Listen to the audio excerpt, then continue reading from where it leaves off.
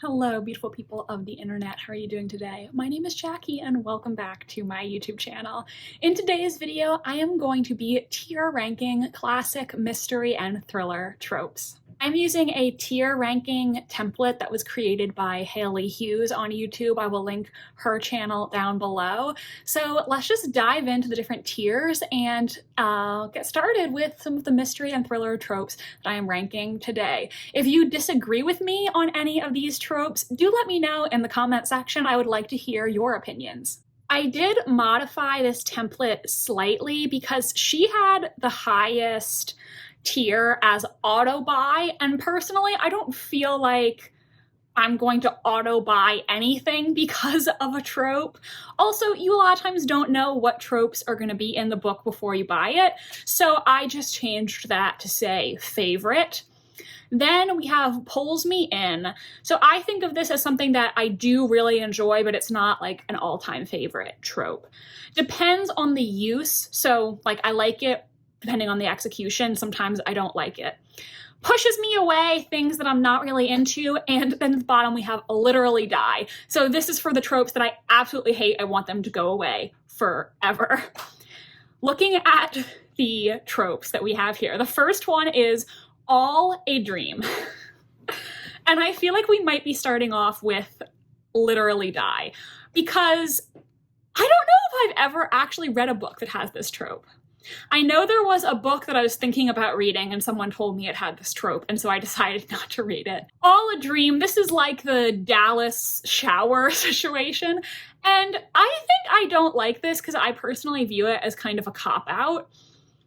Like, obviously, when I'm reading a book, I know it's fictional, but to me, the all a dream trope is kind of invalidating, because I'm like, oh, so the fictional story that I just read isn't even real in the realms of the fictional story, if that makes sense. Also, if you're reading a mystery thriller and the answer to what's going on is it was all a dream, I feel like that's a cop-out because the reader is not going to guess that everything they read was a dream. It just seems kind of silly and invalidating to me. Next is multi-POV, and personally I love a multi-POV book. The books that I've written were multi-POV, at least dual POV. So do I want to put this in favorite or just pulls me in? I guess I'll put it in favorite because I do like a multi-POV story. Next we have is it a ghost?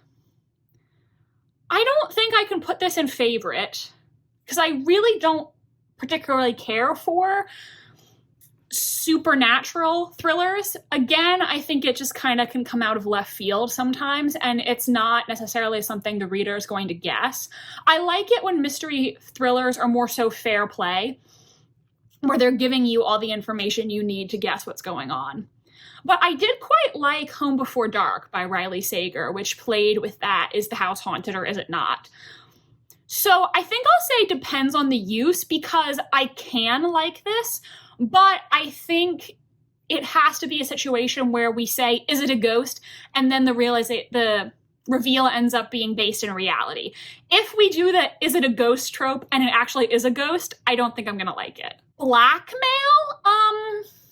I guess I'm gonna put on pulls me in because yeah, like a blackmail storyline can be good, but I wouldn't consider it an all-time favorite.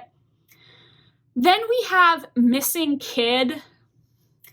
I have read a couple Missing Kid thrillers, but it's not a favorite of mine. I don't know if I can full on put it in pushes me away because a Missing Kid thriller is not something I'm going to gravitate towards, but it's also not necessarily a turnoff. I think I'll read a Missing Kid thriller if people have told me it's really good, but it's not something that I'm going to seek out myself. So what tier does that make it? I guess I'll put depends on the use. Then we have Stalker. I think I feel similarly to that one as I do to Missing Kid, so we'll put it next to that one. Next we have Mental Health Twist, and this is a trope that I really don't like, so I'm gonna put it under literally die. I hate it when thrillers demonize mental health and make it seem like mentally ill people are violent, because statistically a vast majority of people with mental illness are not predisposed to violence. And so I think it is potentially harmful to have the villain be quote unquote crazy in your book. I'm not saying that you can never address mental illness in mysteries and thrillers, but, you know, I think authors should be careful with the mental health representation. And particularly, I feel like multiple personality disorder is something that thriller authors love to demonize. And it's just, not only is it kind of offensive, but it's also a tired trope at this point.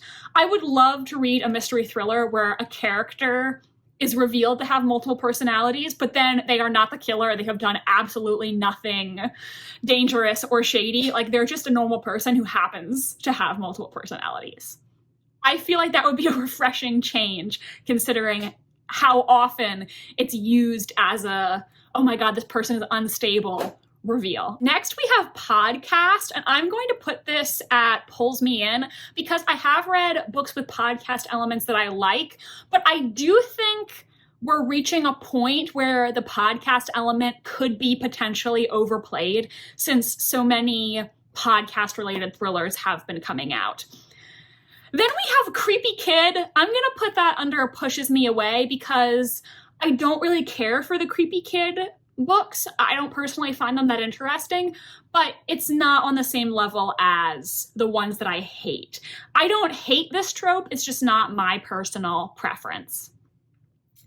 Then we have family drama. I guess I will put that under pulls me in because I do like some messed up family mysteries and thrillers. Then we have Amnesia. Have I ever? Wait, yes, I have. I read, what was that one where she, I feel like I've read a book where the main character had amnesia before and I liked it. What book am I thinking of? I guess I'll do depends on the use. I mean, and I also, this is not the book I was thinking of, but I read Stay Awake by Megan Golden, and that relied on her having amnesia, and I thought the concept was really compelling. I just didn't really like some of the execution. So I guess I'm not anti-amnesia. Next, we have Not Who We Thought twist, and I'm not quite sure what she meant by this. I'll tell you how I'm interpreting this, and maybe I'm wrong. I am thinking that this is referring to that moment in a mystery thriller where we find out who the killer is, it seems like everything is resolved, but then we find out that actually one of the crimes in the book was committed by a different person. I'm going to interpret it that way, and I'm not sure if that's right, but if it means what I think it means, I'm going to put it in, can I put it in favorite? I don't know, let's put it at the top of the pulls me in tier. There is one book in particular that did this, and I really liked how it was executed, but obviously I can't tell you because spoiler. Next, we have toxic friendships. And to be honest, I feel like, you know, I think I'm going to put this on depends on the use. Because I don't actively hate this trope, but I'm getting slightly tired of it because I feel like a lot of people execute it in the same way. And I'm getting a little sick of these thrillers where the main female character, you know, she's not as beautiful as her friend and she's a little insecure and she has this beautiful blonde friend who she seems like she has it all, but she's also like a bitch to all of her friends, and they have a pretty toxic friendship where the main character kind of wants to be her, but the friend is always so mean to her. Like, I feel like I've just read that dynamic so many times that I'm kind of sick of it, and I'm not opposed to toxic friendships necessarily, but I want people to do a different flavor of toxic friendship, if that makes sense, instead of just doing a similar character dynamic than the one that I've seen a bunch of times before. Next, we have cults, and I think that one is going to have to be on depends on the use, because I'm kind of ambivalent towards it. I can't say that I love cult books, but I'm also not opposed to cult books. I think I'm not going to pick up a book just because it has a cult, but I'm also not going to decide, oh, I don't want to read this book because it has a cult in it. So it's kind of just whatever to me. Unreliable narrator, that has to go in a favorite, right? I mean, it's a classic, and I feel like there's a lot of different directions that you can go with it. There is one unreliable narrator trope that I'm kind of sick of, but I see that is also on the list, so we will get to that later. Then we have haunted house. Like I said before, I'm not really big on supernatural elements in mystery thrillers, and I only really like them if we're playing with this question of, is it supernatural or is it not? And then in the end, it ends up being not supernatural. So I'm going to put haunted house in pushes me away. It's not a favorite. Then we have police POV. And I think this one is going to go in depends on the use, because it's not necessarily a deal breaker if a police point of view is one of multiple points of view in the book. But I don't personally really like police procedurals. So if that's the only perspective that we're getting, I don't think that would be something that I'm interested in. But if you're reading a multi-POV mystery thriller and that's just one of the perspectives you're getting, I'm fine with that. I think I'm also okay with it if it's a classic mystery or a historical mystery, because, you know, I think in our modern day world, there are a lot of issues with the police, and that can make reading from a police point of view, let's just say, uncomfortable for a lot of people. But if it's a police officer in like the 18 or 1900s, I feel like there's more emotional distance. If that makes sense, it doesn't hit as close to home for me. So I'm a little more willing to read their perspective. I don't know if that makes sense at all, but that's just kind of how I feel. Next, we have speculative twist. And again, I'm not quite sure what this means. I think speculative fiction is kind of a little bit futuristic, right? I'm going to put this in pushes me away because I guess I feel similarly to that as I do with paranormal elements. I don't want that to be in my mystery thriller unless I know that's what I'm in for at the beginning. Next, we have an isolated setting, and I'm going to put that... Do I want to put that in favorite? I guess I will, because And Then There Were None is one of my favorite books of all time, and I do really love that, you know, isolated setting, like, oh, we're all here and somebody's been murdered and there's nothing that we can do. We can't get anywhere. We can't get help. So I think, yeah, I'll put that in favorite. Next, we have Return to Hometown, and I'm going to put that in depends on the use. I'm kind of just ambivalent towards that. It is neither an attraction or a turnoff. Revenge. This is one of my all-time favorite tropes. I love a character who is on an elaborate revenge mission. I mentioned this, I believe, in my recent video on oddly specific things I love in books, so I will link that in the card. Yeah, I just can't get enough of an elaborate revenge scheme. I just find it so interesting and so satisfying. Next, we have dual timeline, and I do like dual timelines, but I don't think I can put it in favorite. I think I'm going to put it in pulls me in. Honestly, though, I probably could have also put it in depends on the use, because obviously a dual timeline is only going to be enjoyable to read if both timelines are executed equally as well. Now, this is the one that I alluded to earlier, alcoholic main character. And I'm going to put this in pushes me away because I just think it's a little bit overdone at this point. It's not necessarily a deal breaker, but I feel like so many contemporary thrillers have a main character who fits into this trope. I said to my mom, I feel like so many main characters in modern day mystery thrillers are, 20 or 30 something white women who have a name like Ashley, Jessica, Rachel, and, she drinks a lot. She, is obsessed with an ex or has some kind of inappropriate romance. And I feel like it's just kind of a little bit tired. I've seen that main character so many times that it's just getting cliche for me. Also, I am begging you, mystery thriller authors, give your main female characters more unique names, because if I have to read about one more girl named Jessica, Rachel, Hannah, I am going to scream. There are other female names. Please go on a baby name website. This has been a PSA.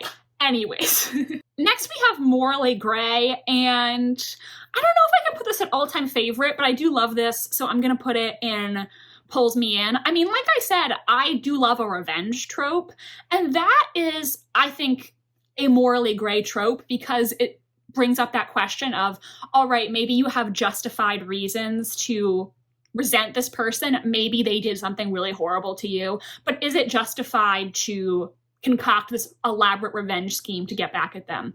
So I do like that a lot. Next it says, how far will you go for your fam? I don't know about this one. I guess I'll put it in depends, because again, I kind of don't really have strong feelings about that one. Next we have whodunit. I love a classic whodunit. We're gonna put that in favorite.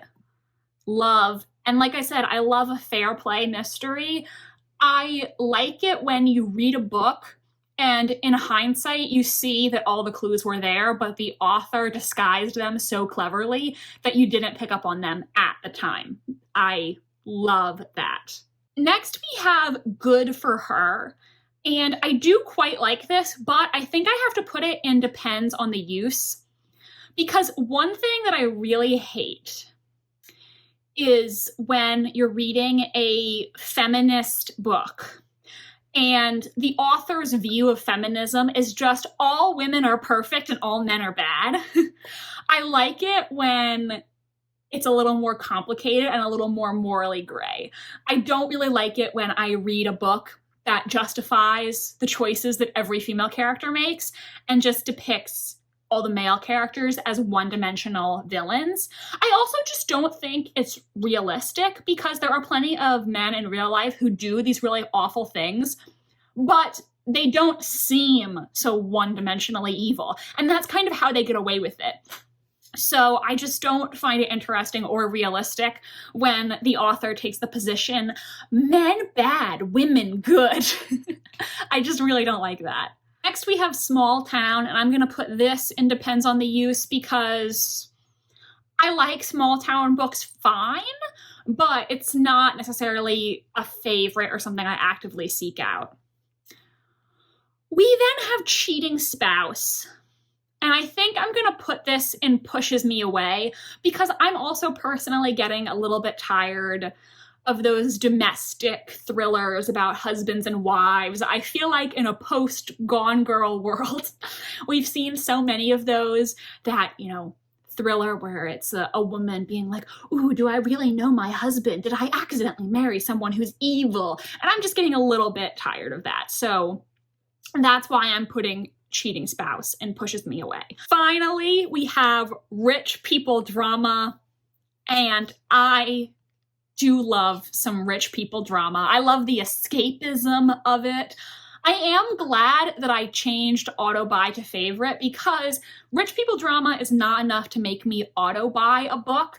I just read The Last Mrs. Parrish, which is a rich people drama book, and I hated it. So it's not like if a book is rich people drama, it's going to be a book that I like, but is it something I really, really enjoy reading about in books? Heck yes. I just love the soap opera drama escapist element of it, you know?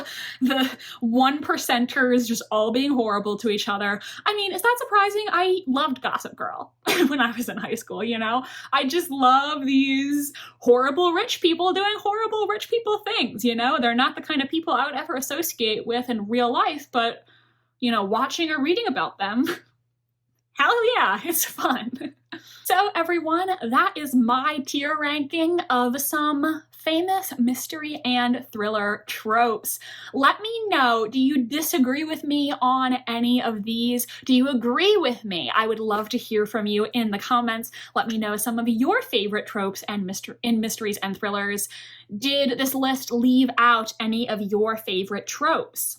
Thank you so much for watching this video today. Please give this video a big thumbs up if you enjoyed, and subscribe to my channel if you want to see more from me. I post new videos every Wednesday and Sunday. My social media links are down below if you want to follow me on Tumblr, Instagram, or be my friend on Goodreads.